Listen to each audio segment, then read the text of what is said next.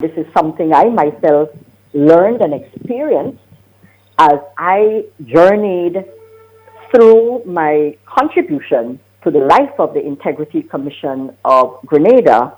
I also understood that there is also a concept within this general area which is called conflict of interest management.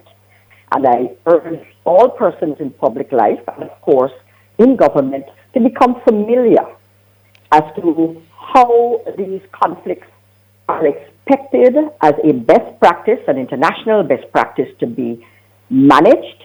They can be managed, but it would require a level of transparency, which means disclosures.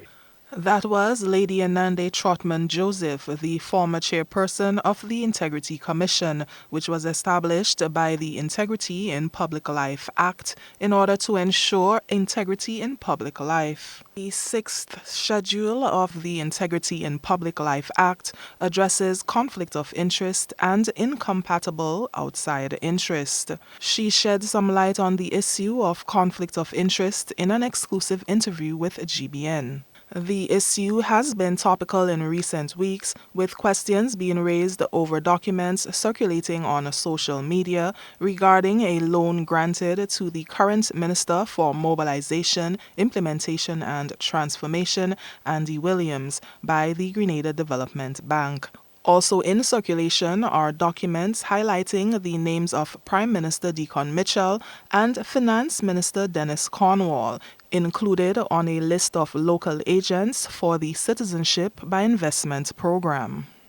When checked on Monday, the Citizenship by Investment website showed updated contact information for the company associated with the Prime Minister.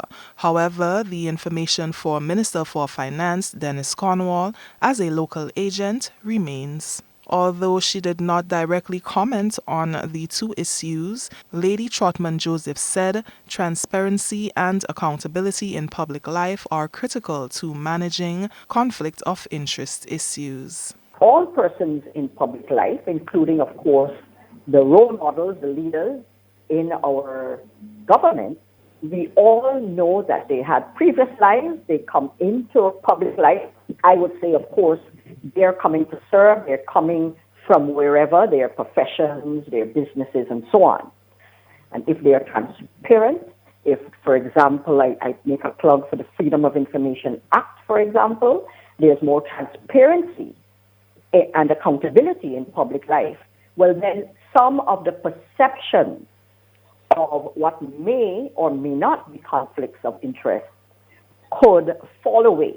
According to the general principles enshrined in the Integrity in Public Life Act, a person in public life shall not allow his or her private interests to conflict with his or her public position.